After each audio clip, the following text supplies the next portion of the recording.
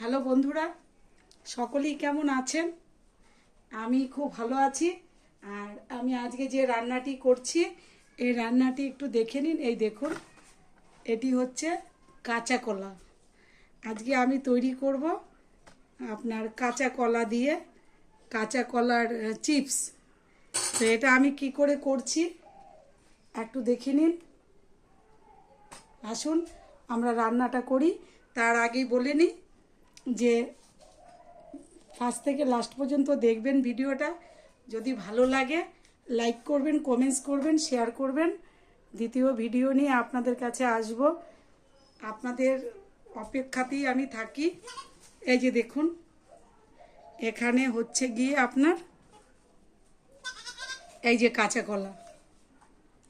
কাঁচা কলাটাকে আমি কেটে রেখেছি।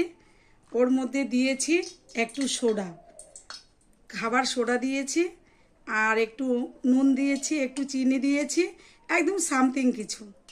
আর ওর মধ্যে দিয়েছি একটুখানি হলুদ।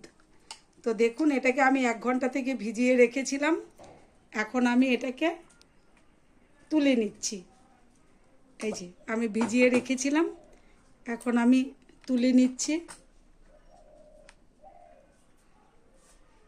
এটাকে আমি কি করে তুলবো দেখে নিন।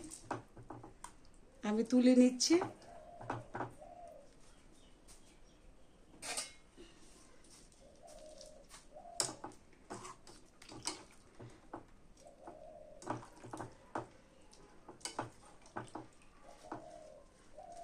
এই যে সব তুলে নিলাম। ওই যে ওর যে কষ ছিল, সেই কষটা জলের মধ্যে পড়ে গেল। এই যে হয়ে গেল আমার ছেঁকনিতে ছেঁকে নেওয়া। এবার এতগুলি দিতে গেলে প্রচুর তেলের দরকার হবে। আমি সর্ষের তেলে করছি, কারণ ভাজা তেল আবার দ্বিতীয়বার খেতে হয় না। সেই কারণে তেলের পরিমাণ কম দিয়েছি, কারণ এত তেলের আমার প্রয়োজন নেই। এবার এক এক করে আমি ছেড়ে দেব।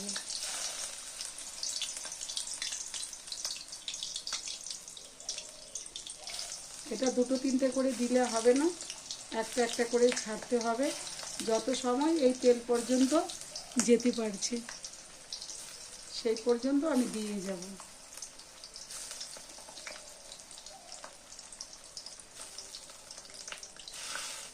এইভাবে তেলের নিচ দিয়ে ছেড়ে দিতে হবে, তাহলে দুটো পাশ তেলটা পেয়ে যাচ্ছে। মাঝে মাঝে এরকম একটু নেড়ে দিতে হবে, কারণ একটু কম তেলে করছি এই কারণে, কারণ ভাজা তেল দ্বিতীয়বার খেতে নেই। আর আমি যদিও ঘরের সর্ষের তেলে ভাজছি, আমি সাদা তেলে ভাজছি না। তো আমার এক বন্ধু আমাকে কমেন্টস করেছে যে সাদা তেলে ভাজতে হয়। আচ্ছা, আমি আবার আপনাকে বলছি যে সোশ্যাল মিডিয়ার ফ্রেন্ড, আপনারা আমার কাছে ঈশ্বরের সমান। যে যখন সাদা তেল ছিল না, তখন কি মানুষ খায়নি? তখন তো একটাই তেল ছিল, সর্ষের তেল, সেটা দিয়েই তো খেয়েছে।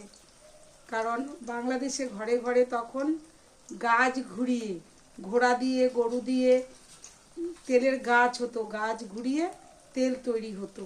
সেই তেল ঘরে ঘরে যেত। এমনকি আমাদের কলকাতাতেও প্রচুর ঘানি ছিল, এরকম গাছ দিয়ে ঘোরানো ঘানি।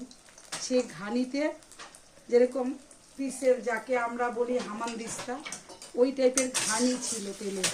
এখনও আপনার কুচবিহার, দিনহাটা, বাবুরহাট এইসব জায়গাতে, এবং নিয়ার বাংলাদেশ বর্ডার, সেসব জায়গাগুলিতে এখনও ওই তেলের গাছ দেখতে পাওয়া যায়। যেরকম আমি গিয়েছিলাম এক জায়গায়, দিনহাটা আবুতারা বলে একটা জায়গা, সেখানে আমি তেলের গাছ দেখেছিলাম। তো বন্ধু, আমি আপনাকে কমেন্টস করে কথাটা বলতে চাইনি, কারণ আমি আপনাকে বলতে চেয়েছি এই কারণে যে সর্ষের তেলে রান্না খেলে কি হয়।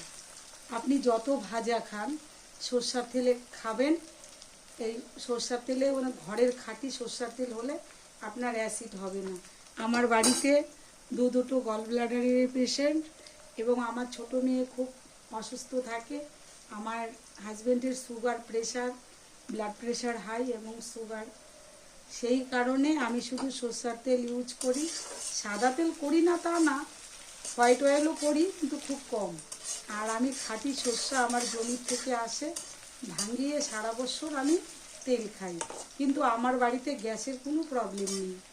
আর যখনই সাদা তেলে কিছু খাচ্ছি তখনই অ্যাসিড হচ্ছে, সেটা আমি আপনাকে বলে দিলাম। আপনিও যদি ভালো সর্ষের তেল পেয়ে যান, নিয়ে খেয়ে দেখুন, অনেক উপকৃত হবেন। তো বন্ধুরা, আজকে যে রান্নাটি আমি করছি, রান্নাটি আপনারা দেখে নিন। এটা হয়ে গেলে আমি সার্ভ করে দেব কাঁচা কলার চিপস।